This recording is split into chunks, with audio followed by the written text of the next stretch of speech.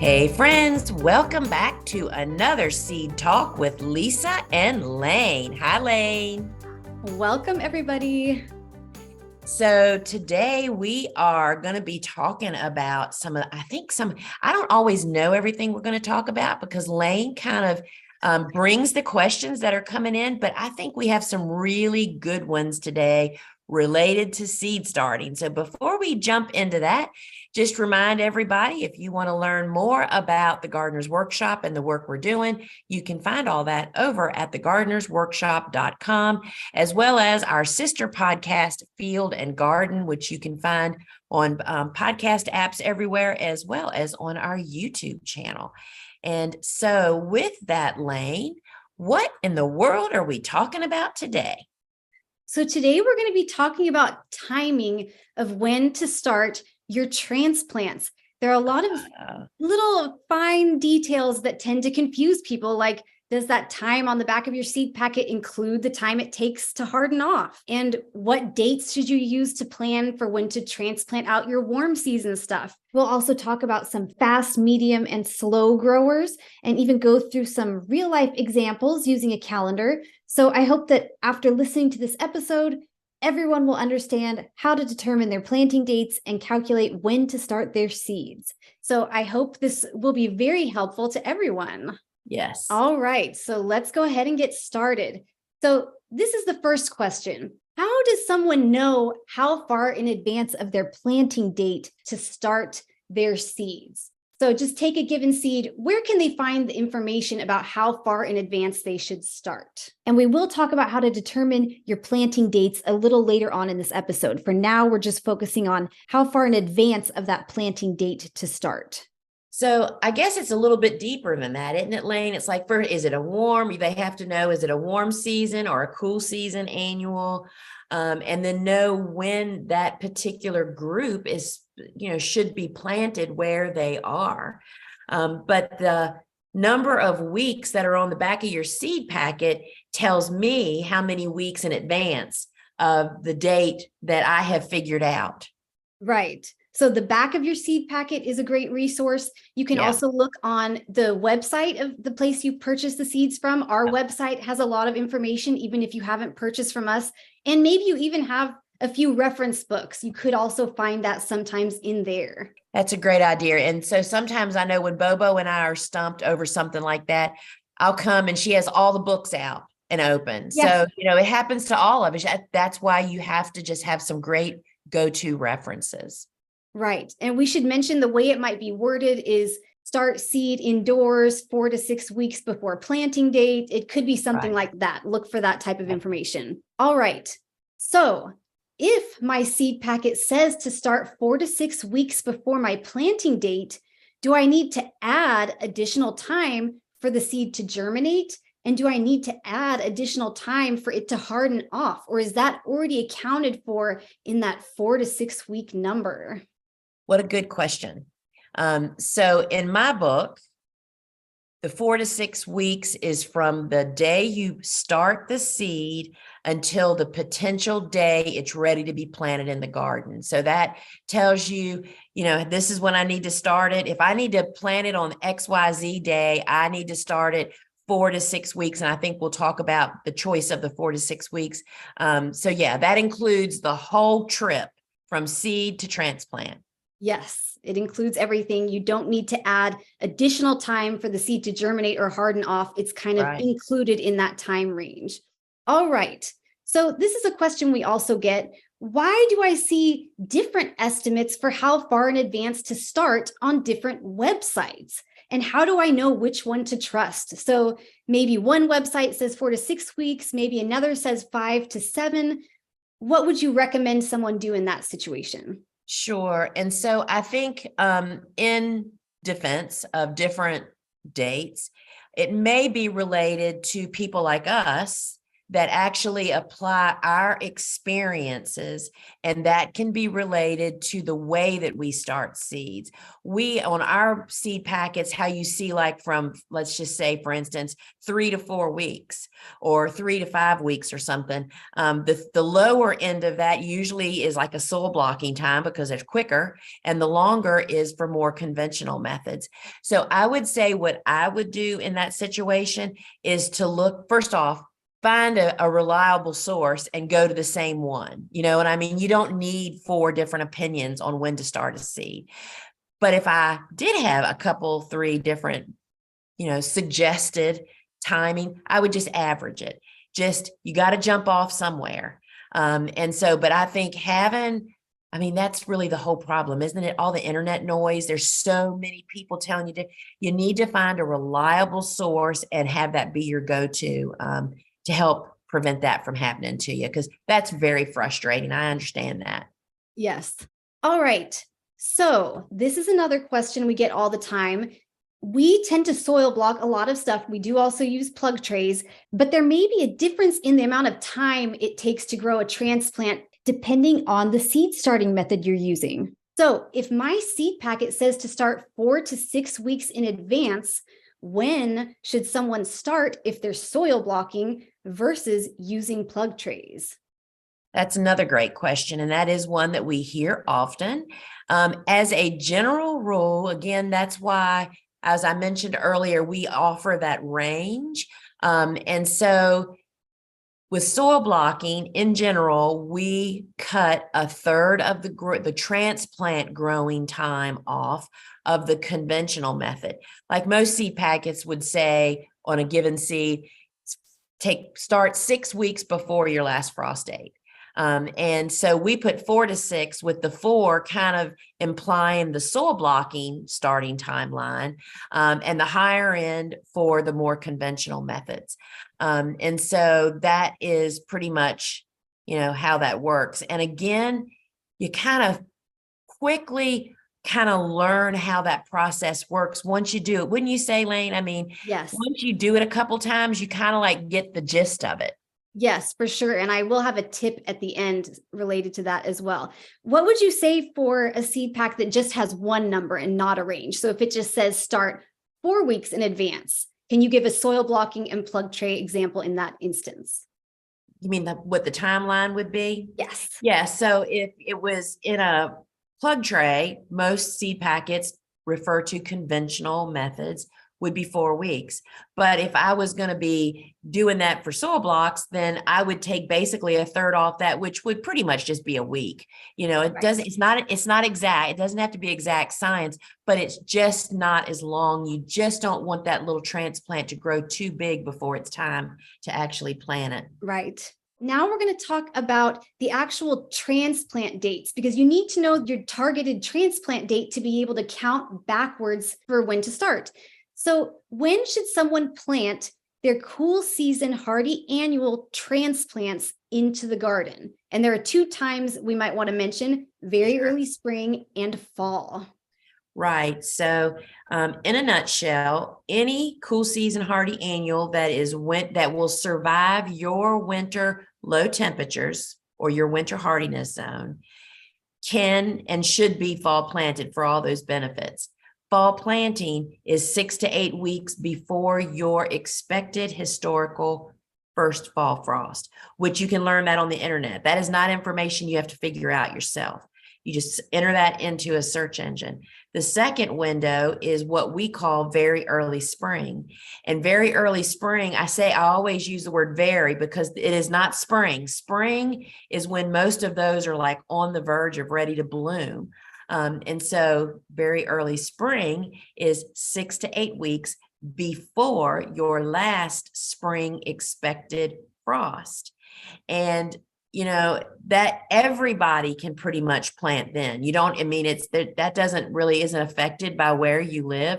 If you're in a colder region, well, you're not doing it until 6 to 8 weeks before your last frost date, and those conditions are getting better as the time goes on. So that's the windows that we actually travel by.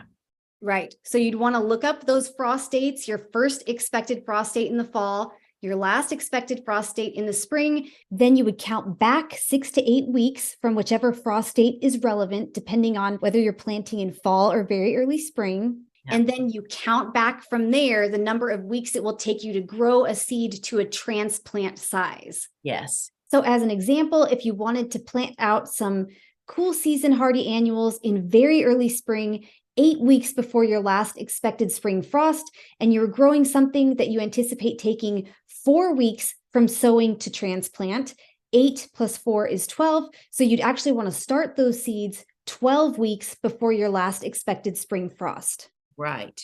It's really all about the calendar. It is. And we will see a calendar later on in this episode. Yes. All right. So for planning purposes, what date should someone use as their target transplant date for their warm season tender annuals? Sure. As a general planning tool, it is usually 2 weeks after your last expected frost date, because what if you just really think about what you just said, your last expected frost date, that is cold. Warm season tender annuals really get their best start when the soil is warm, the air temperature is warm. So literally waiting 2 weeks allows the soil to start to warm, as well as the air temperature to warm. Yes. And remember that your last expected spring frost, it's just that, it's expected. This is an average of historical data, which means there are times when there is a frost that occurs after that date. That's why it's an average. So it's really important to take that into account and leave 2 weeks as a buffer in case you do get a frost after that. It just kind of helps protect you from planting out a little too early, in addition to allowing the soil and the air to warm up a bit. And Layne, people really learning, this is one of the things I write about in the book, people learning that there's cool and warm, and it's almost always the right time to plant one of them, which leads you to become a better gardener, because you don't have to push and plant early, because there's always something to plant. And so it really makes you a better gardener, and your plants just do so much better that way.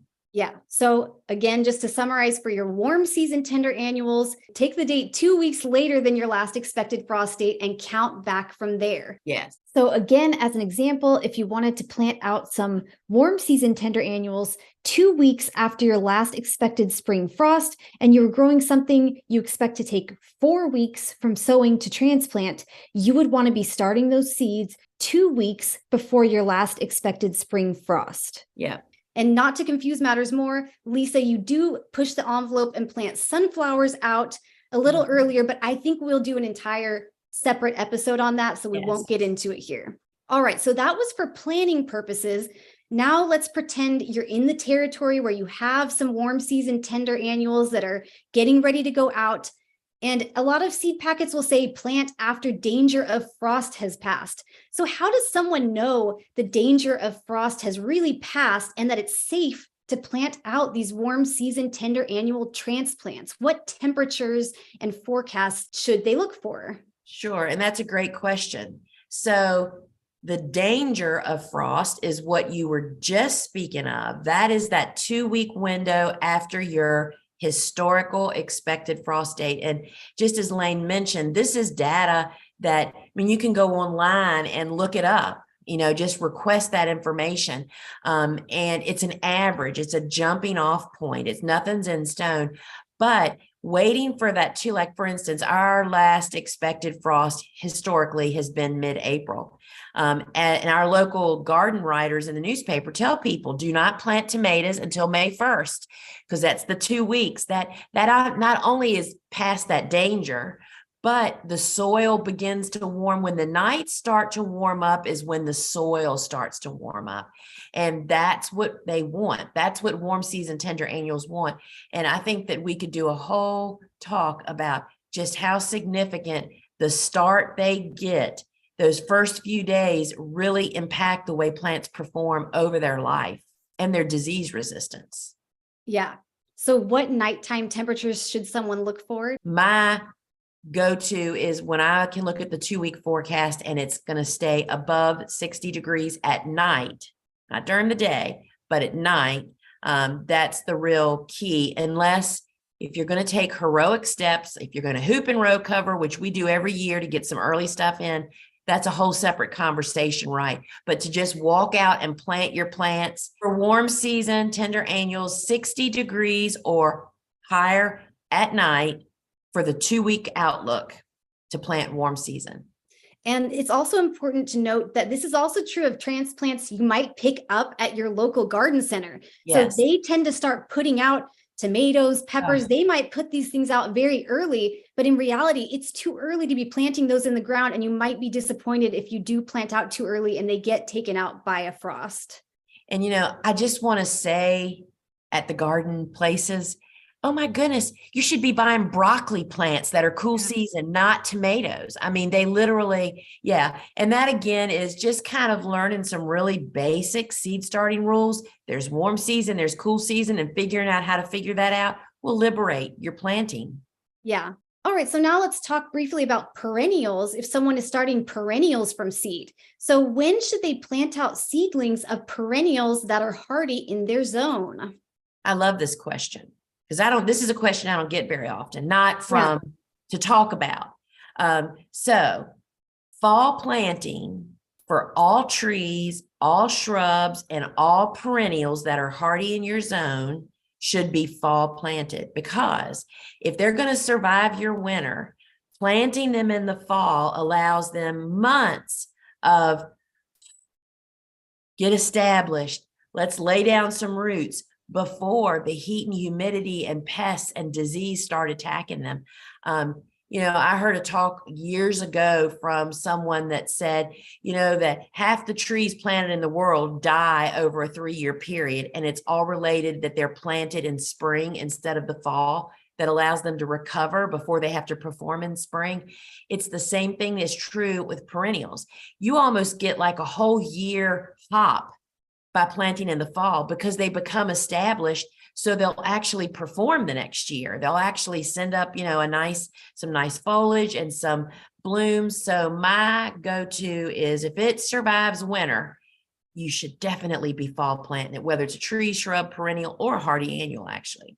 Yes. So just treat perennials that are hardy in your zone the same way you would treat cool season hardy annuals that are hardy in your zone. Planting in fall has a lot of benefits, like Lisa mentioned, but you could also plant those out in very early spring. And you can use the timelines we laid out for cool season hardy annuals as a guide. So now we're going to go through a bunch of different flower seeds and talk about the ones that are kind of fast to get to a transplant size, medium speed, and then some slow growers. And these numbers are the Gardener's Workshop's typical estimates for the number of weeks it takes to get from sowing to transplant. So first, let's start with what I would call the faster ones. So these are seeds that typically take anywhere from 2 to 4 weeks from sowing to transplant. So in the 2 to 3 week range, we have sunflowers, sweet peas, zinnias. In the 2 to 4 week range, we have hyacinth bean and stock. And in the 4 week range, we have marigolds, millet, pot marigolds, which is calendula, and status. I think that what people are taken by surprise by the short ones. So one of the things we commonly hear when people learn that we start all of our sunflowers in plug trays or transplants to plant out when they're 2.5 weeks old is kind of like the sweet spot. Bobo has learned is they'll say, oh, I thought sunflowers don't transplant. Well, they don't when you leave them in 6 weeks. It's planting transplants on time just changes everything. And these fast growing ones are surprising, but you need to be prepared to plant them in a timely manner. And you'll be greatly rewarded. They just hit the ground running. Yeah, and we're going to talk a little later in this episode about whether it's better to be too early or too late, but anything in this fast growing time frame can catch you off guard with how quickly they grow. So it's a good idea to make sure you have some sort of a plan for where the plants are ultimately going before you start the seeds. Yes. All right, so now we're going to move into kind of the medium speed category, and this encompasses a lot of different flowers. So this might take me a minute to read out, but in the 4 to 5 week range, we have some different grasses and hibiscus. In the 4 to 6 week range, we have ageratum, amaranth, annual baby's breath, basil, carnations, celosia, cosmos, feverfew, godetia, golden drumsticks, which are craspedia, gomphrena, hairy balls, which is Gomphocarpus physocarpus, lambada, love and a puff, ornamental kale, pincushion flower, which is scabiosa, snapdragons, strawflower, sweet William, and yarrow. And this is not an all-encompassing list. There are a lot of flowers, as you can see, but I just want to give you an idea of which of these flowers are kind of medium growers. What would you say about these, Lisa? Yeah, I am. So 4 weeks for soil blocking for most of these is kind of what we count on. And sometimes they don't get in the ground until 5 weeks just because of weather or being prepared. But for my planning purposes, I try to plan on 4 weeks. So that leaves me a little bit of wiggle room, because I'd rather have to wait for a transplant to get ready than to have a transplant ready and me not be ready to do with it what it needs to happen next. Yes. Okay, so now we're starting to get into the slower time frame. So in the 6 to 8 week time frame, we have black-eyed Susans, which are Rudbeckia, and Campanula, which is also known as Canterbury bells. And what my experience seems like with these is that for black-eyed Susans and Campanula anyway, they are slow to germinate. It's that getting them to sprout, then they tend to grow, but it's that slow. And because we're so daggone used to the quick sprouters, we automatically think something is wrong. And the longer it takes a seed to sprout, the more ways there is to kill it. Overwatering it, having the wrong temperature, not enough water. So just know that it's more challenging to start slower growing seed plants from seed, of those stuff that I call just pokey. I mean, they just make you crazy sometimes, but then all of a sudden one day they'll pop. And it's just so amazing to me. We have a feverfew. Some of the Vegimos are like that. It's like all of the others in the series have started, and there's one tray that's just sitting there with not a sprout. And then all of a sudden, a couple, sometimes even 10 days later, I'll come out and guess what? They're all starting to sprout. They just have a different plan. And so it's hard, but you just deal with it best you can. Yeah. A common question we see a lot too is, are these things really going to be okay in the 3/4 inch, which is the 2 centimeter soil block for the entire time they're growing up until they get transplanted? That's a good question. And yes, I mean, because as I said, not half, but a third of this time for these slow growers often is just sitting there waiting for the seed to sprout. So it's not that they're big, aggressive growers like a sunflower that's going to just have an amazing large root system or busting out of the block.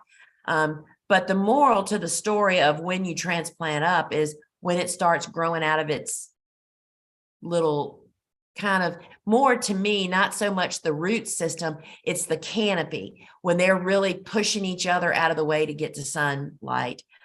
So yes, they stay in the 3/4 inch block at this stage. Yes.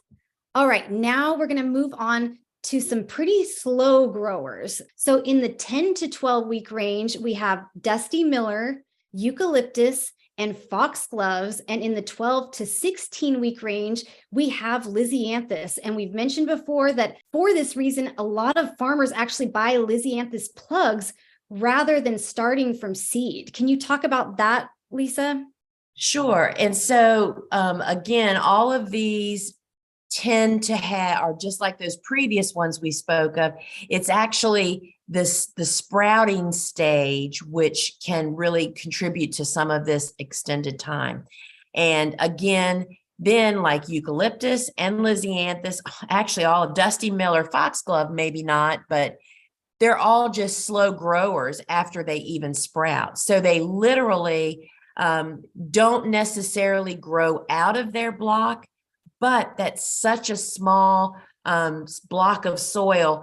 I would bump up, not the foxglove or the Dusty Miller. They seem to do pretty good, but the eucalyptus and Lisianthus, both because they grow into a little bit bigger transplant and actually just seem to take the longest, I think, out of the four, we do bump them up. but they never are robustly pushing out of their blocks. They just aren't that kind of grower. They tend to do that out in the garden, but in the blocks, they don't really. And the real problem that I have personally with growing these four is it's just so easy to either over or under water them. Yes. It's because there's not a vigorous root system taking up all that water. It's just easy to grow funky stuff on the soil because it's just staying too wet too long. And so, yes, I was liberated when Jenny Love told me, she said, I don't just buy Lysianthus plugs. I buy eucalyptus plugs, foxglove plugs, and Dusty Miller. What that means is we buy commercial flats of like 100 or 200 plants in a flat, already started and just about ready to go into the garden. And it's just because that's just a long time to have to babysit. Right. The longer you have seeds growing indoors, the more chances of something going wrong. You forgetting to water, watering too much, or they just want to be outside. So Yes. Just to clarify, the eucalyptus and the Lysianthus would get bumped up from the small 3/4 inch block to either a 2-inch block or a plug tray, whatever your preference is. The Dusty Miller and Foxglove can live their entire life in the 3/4 inch block until they're transplanted out. And, I think that might be, I haven't really thought about it deeply, but Dusty Miller and Foxglove perhaps have a little bit more aggressive root system than the other two does, which just creates a healthier environment in the block. Yes. So yeah, yes. So we still have a few more questions to cover, but first we're going to go through some real life examples using a calendar. So we're going to do a cool season and a warm season example. So let's pull up a calendar here. Looking at this calendar, your last expected spring frost is around April 15th. And Yes. you're 8 weeks back from there, which is when you theoretically would be able to start planting your cool season hardy annual transplants into the ground. That would be February 18th. So when would you start your feverfew seeds if they're in that 4 to 6 week range and you're soil blocking? Right. So I would literally count back 4 or 5 weeks back from that 18th date. We always, so when would that say 1, 2, 3, 4? Y'all, you don't understand. A lot of people don't get it. It literally is about sitting down with a calendar and counting, right? So I would count back 4 weeks. So January 21st would be the latest that I would want to start my feverfew. And because we have so many seeds to start, often the week before that, Bobo will have a long list and she just tackles them. And so it would be that 4 to 5 week count back was when we would start them. All right. So when would you anticipate hardening off this feverfew? So if you sowed them on the 21st of January and you're intending to transplant them into the garden on the 18th of February, when would you anticipate they would be ready to be hardened off? Probably about the 11th, at least to give them 1 week outdoors under our protected carport to get acclimated would be sufficient. Perfect. So you would start on January 21st, harden off starting on February 11th, aiming to transplant those out on February 18th. Correct. All right, now let's do zinnias, which are warm season tender annuals, and they take 2 to 3 weeks to grow from sowing to transplant. So if you were soil blocking zinnias, when would you start those? Again, knowing that your last expected spring frost is around April 15th. Sure. And this always surprises people because we don't starting zinnias per se until like the end of March at the very earliest, because it takes them 2 to 3 weeks to grow up to be big enough. And if we're not going to provide protection, that means you want to plant them a couple of weeks after the 15th.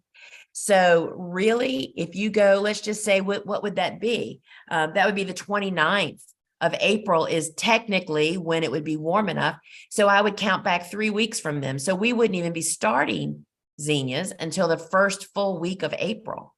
Right. So when would you expect to be hardening off these zinnias? So if you start on maybe the 8th of April, when would you anticipate hardening off?